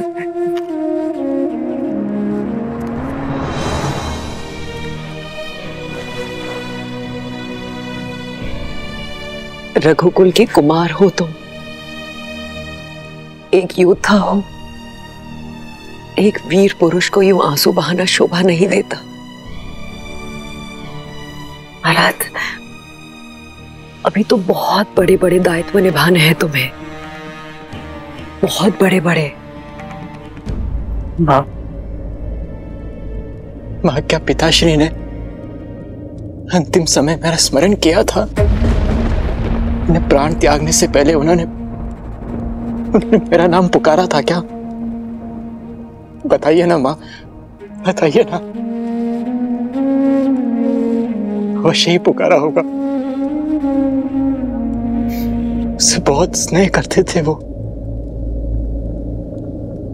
तुम्हारे पिता की स्नेह की डोर सिर्फ राम से जुड़ी थी। अपनी अंतिम श्वास तक राम का ही स्मरण करते रहे। राम नाम रटते रटते अपने प्राण तक त्याग दिए उन्होंने। क्या? भैया का स्मरण करते हुए प्राण त्याग दिए? अर्थात भैया भी यहां नहीं थे? माँ, भैया कहाँ थे? मैंने पूछा माँ, भैया कहाँ हैं?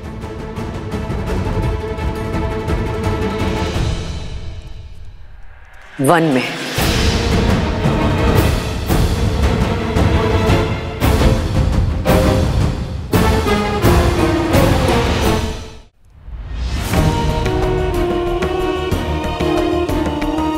क्या? वन में? किंतु क्यों? अयोध्या में ये सब चल क्या रहा है? ऐसा भी क्या कार्य आ गया था जो राम भैया भी पिताश्री के अंतिम समय में पहुंच नहीं पाए? मैं कैसे यहां तक आ गया हूं, भैया वन में है। क्यों मां? रघुकुल की रीत का बीड़ा उठा रहे हैं तुम्हारे राम भैया। अपने पिताश्री के दिए वचनों को पूर्ण कर रहे हैं। वचन? कैसे वचन मां? तुम्हारे पिता ने 2 वर दिए थे, राम को 14 वर्ष का वनवास, और तुम्हें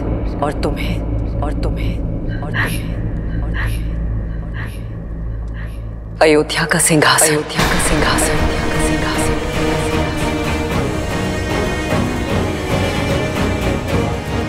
तुम अयोध्या के कुमार अर्थात अयोध्या के भावी राजा घोषित किए गए हो भरत। अयोध्या का भावी राजा।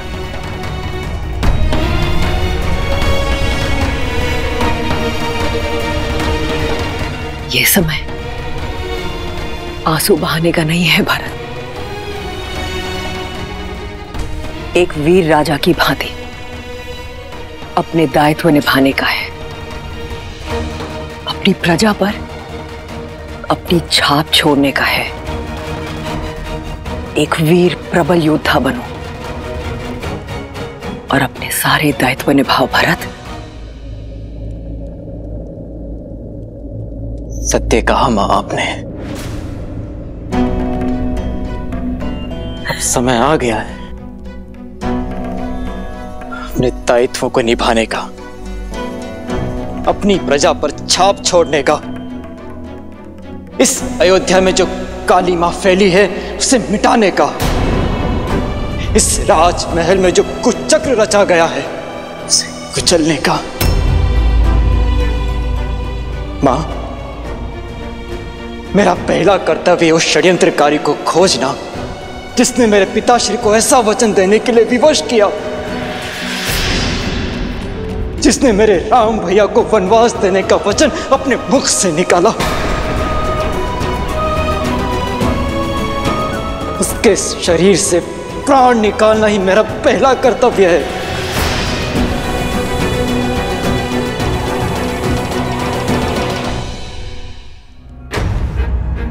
सौगंध है मुझे अपनी अयोध्या की और अपने राम भैया की। एक बार वो दुष्ट मुझे मिल जाए, उसे जीवित नहीं छोड़ेगा ये भरत।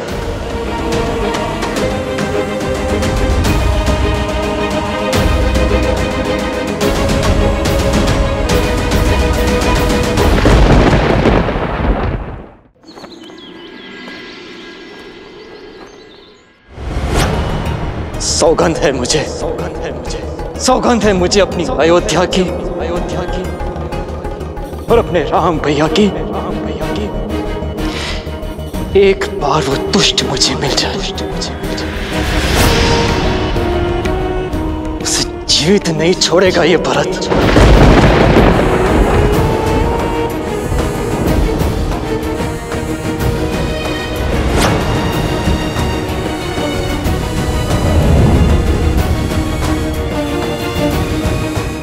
ऐसा ना कहो पुत्र। जो मैं कह रहा हूं माता, वो अब तक तो हो जाना चाहिए था। आपको उसे मृत्युदंड दे देना चाहिए था। वो दुष्टा तुम्हारे सामने खड़ी है। जो दंड देना है अपनी मां को दो।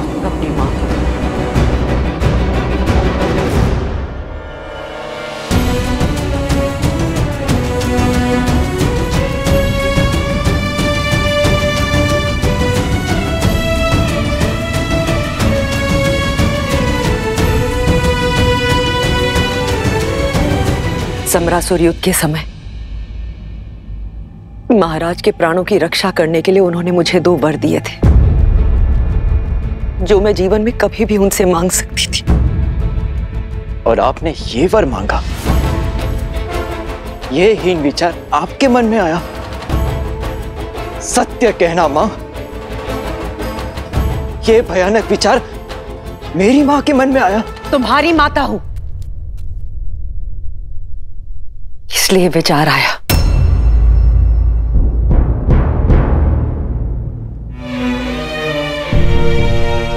अपने पुत्र के भविष्य की नींव ये माता इसी आधार पर रख सकती थी। भरत, भरत, तुम बहुत सरल हो, राजनीति नहीं समझते हो। तुम्हारे जाते ही महाराज ने कौशल्या के पुत्र राम को अयोध्या का राजा घोषित कर दिया था। मेरे भरत के जाते ही राम का मार्ग निष्कंटक कर दिया था। मेरे भरत के साथ अन्याय किया था, किंतु मैंने एक मां ने अपने वर मांग सत्ता पलट दी। भरत, केवल तुम्हारे लिए पुत्र। मत कहो मुझे पुत्र कैकेयी।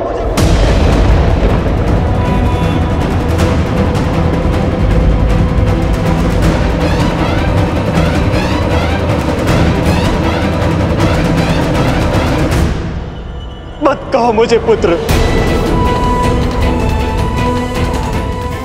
जो शब्द मुझे अमृत सा मीठा लगता था, आज वही शब्द विष की तरह मेरे कानों में चुभ रहा है। ये पाप करके तुमने मुझे अपनी ही दृष्टि में गिरा दिया। सोच भी कैसे लिया श्री राम की परछाई ये भरत छल से छीना हुआ सिंहासन स्वीकार कर लेगा। यही भय तो सदैव सताता रहता था मुझे कि तुम कहीं राम की परछाई बनकर न रह जाओ। अपनी भावनाओं में बहकर भविष्य की आहुति मत दो भरत। आहुति तुमने दी है अपनी ममता की, लालच के कुंठित यज्ञ में। स्मरण रखना, अब से इस संसार में कोई भी अपनी पुत्री का नाम कैकेयी नहीं रखेगा।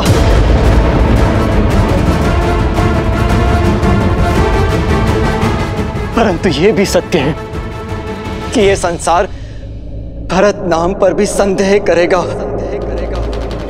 भरत, ऐसा मत कहो भरत। मैंने जो कुछ किया तुम्हारे लिए किया, ताकि तुम एक दास का नहीं राजा का जीवन व्यतीत कर सको। और एक सत्य ये भी है कि तुम्हारे मार्ग से राम नाम के कांटे के साथ साथ लक्ष्मण और सीता भी वन चले गए।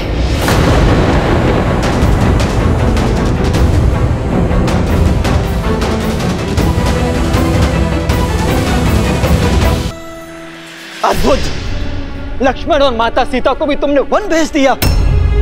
अरे तुम नारी हो या राक्षसी, अपने पुत्रों और कुलवधु को तुमने संन्यास दे दिया।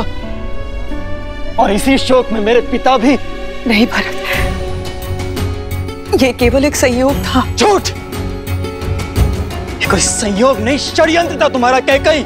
मेरे पिता की मृत्यु का कारण तुम्हारे वचनों का भार था। तुमने मारा है उन्हें। ये लांछन मुझ पर मत लगाना भरत। लांछन मैं नहीं, ये संसार लगाएगा तुम पर कैकेयी।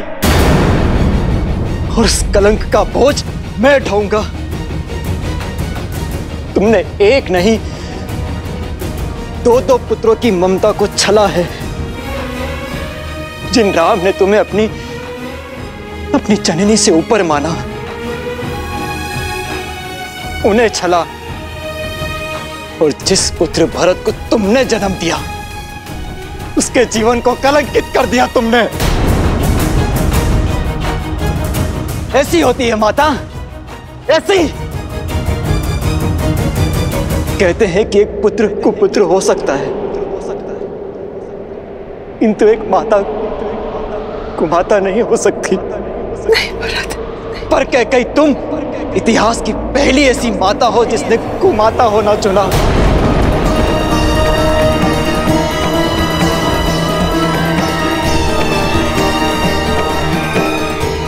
मैंने जो कुछ भी किया भरत, तुम्हारे लिए किया, तुम्हारे मुंह में आकर किया भरत। बस बस। माता पिता का कर्तव्य अपनी संतान को उचित मार्ग देना होता है, वन का मार्ग देना नहीं। इस पाप का कलंक मिटाने में मेरा संपूर्ण जीवन कम पड़ जाएगा। नहीं भरत, तुम्हारे कारण मेरे राम भैया और मेरी माता है, जाने क्या सोच रही होगी मेरे बारे में।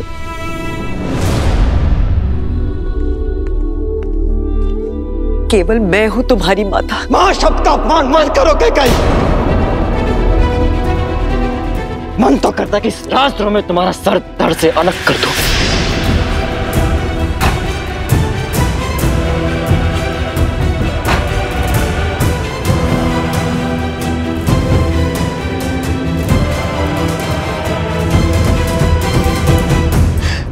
परंतु मेरा यह निर्णय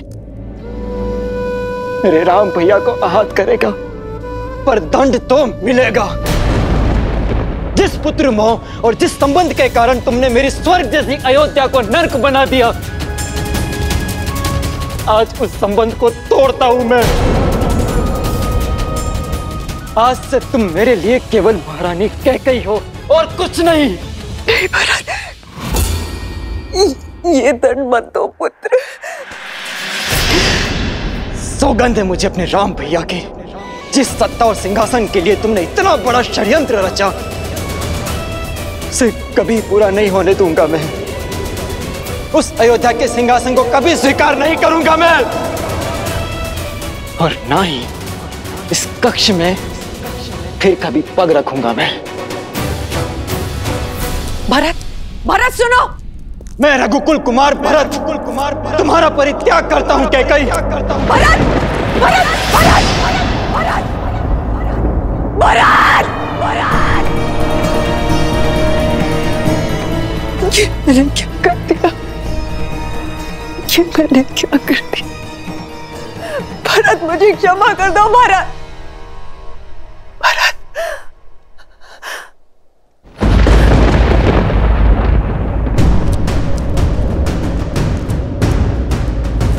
चल पापी, कोई बचाओ मुझे, कोई तो मेरी सहायता करो।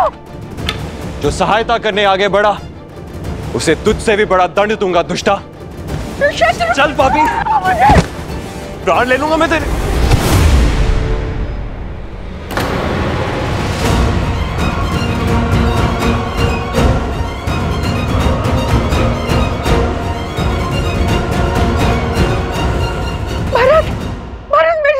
करो, मेरी सहायता करो भरत। हट जाइए भैया, इस दुष्टा को आज मेरे हाथों से कोई नहीं बचा सकता। शत्रुघ्न,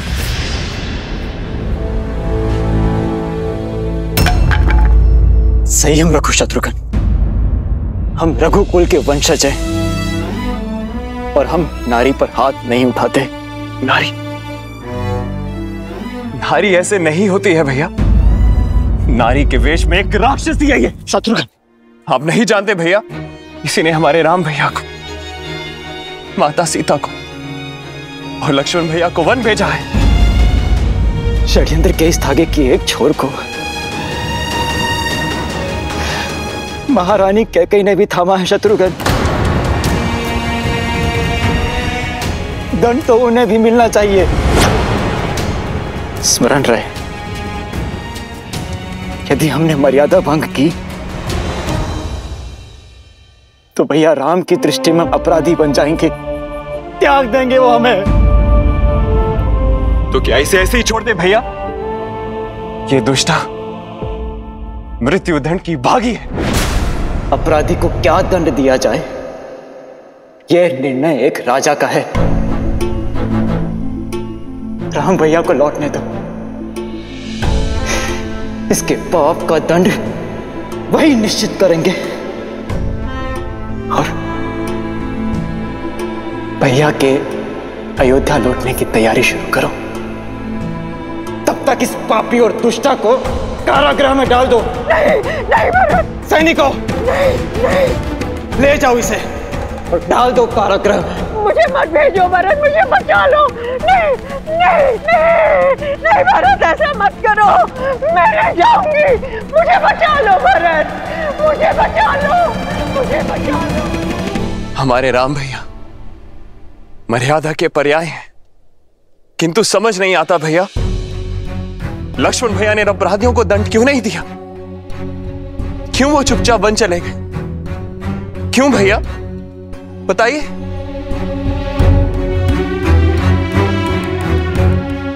और इसीलिए क्योंकि लक्ष्मण ने सौभाग्य चुना, भैया राम के साथी होने के गर्व को चुना। यदि हम भी लक्ष्मण के स्थान पर होते तो हम भी राम भैया की भांति मर्यादा का दामन नहीं छुड़ा पाते।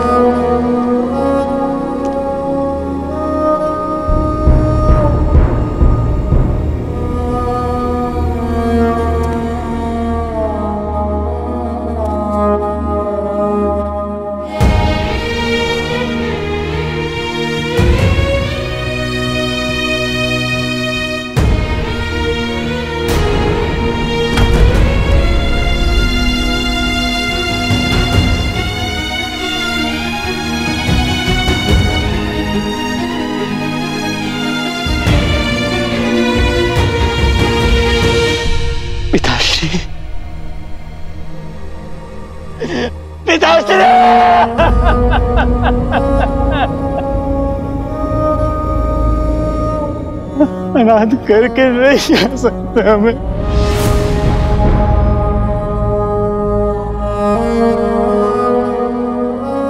माँ,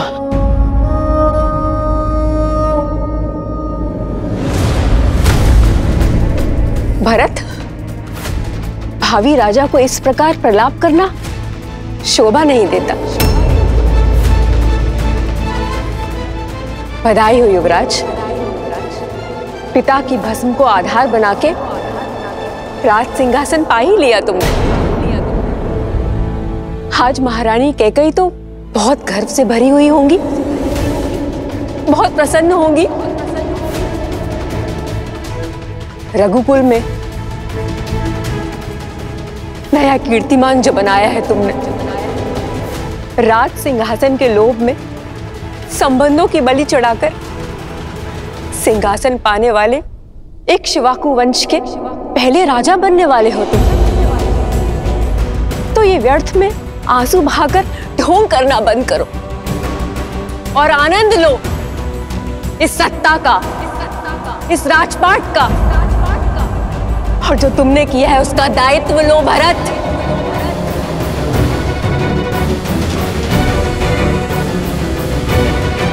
नहीं मां, ऐसा मत कहिए।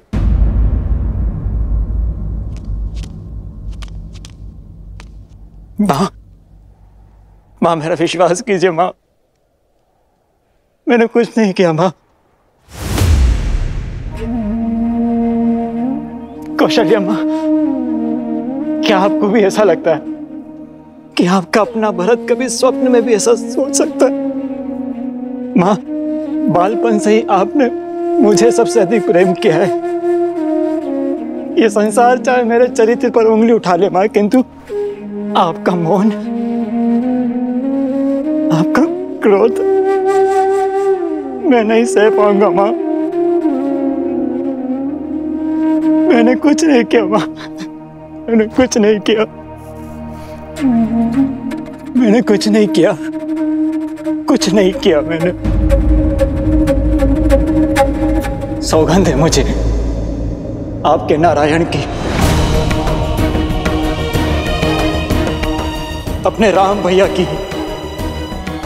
यदि इस षड्यंत्र में मैं अंश मात्र भी इसका भागी हूं तो इसी क्षण मेरे प्राण निकल जाए, इसी क्षण मुझे मृत्यु आ जाए मां। विश्वास कीजिए, मेरा कुछ नहीं किया मैंने, कुछ नहीं किया।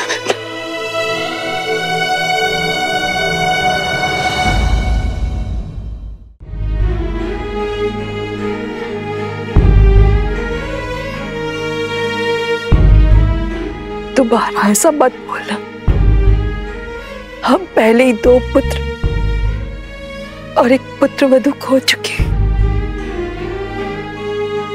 अब तुम भी ऐसे अपशब्द कहोगे तो हम माताएं तो जीते जी मर जाएंगी। मेरा विश्वास कीजिए,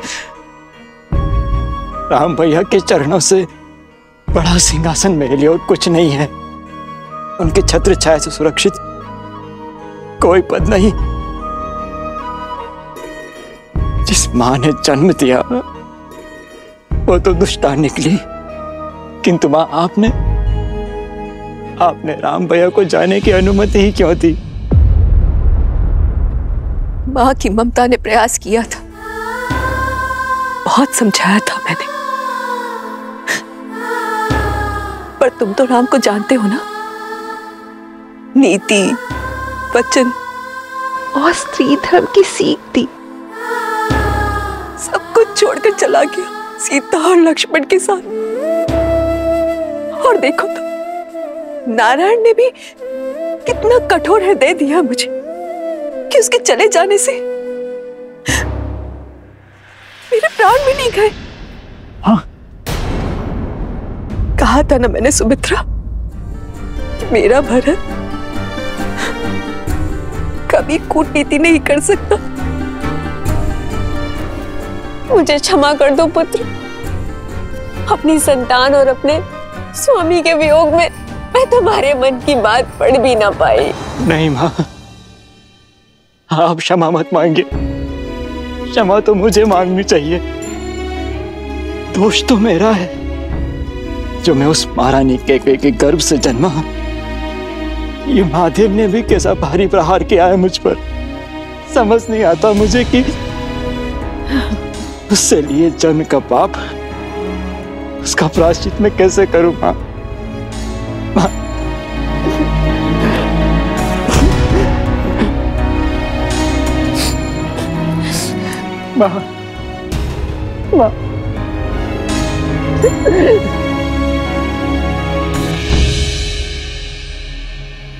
भरत, राम ने तो मेरा घाट डाल दिया, किंतु तुम मेरी एक बात मानोगे? मुझे मेरे राम के पास वन में छोड़ाओगे ना?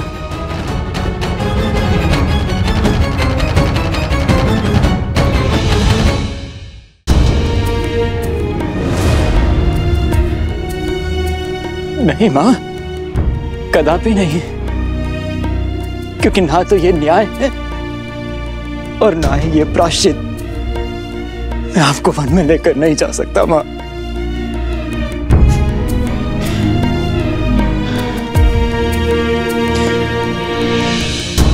बल्कि जो वनवासी हो गए हैं उन्हें अयोध्या पुनः लेकर आऊंगा मैं। अपने राम भैया, सीता भाभी मां और अपने प्रिय अनुज लक्ष्मण को पुनः अयोध्या लेकर आऊंगा मैं। धन्य हो कुमार भरत, तुम धन्य हो।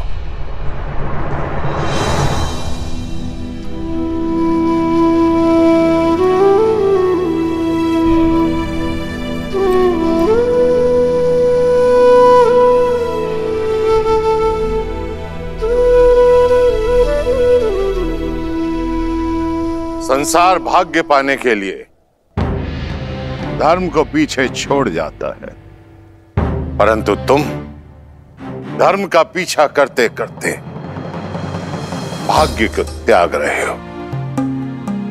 तुम्हारा ये निर्णय, तुम्हारा ये समर्पण, यही धर्म की परिभाषा है।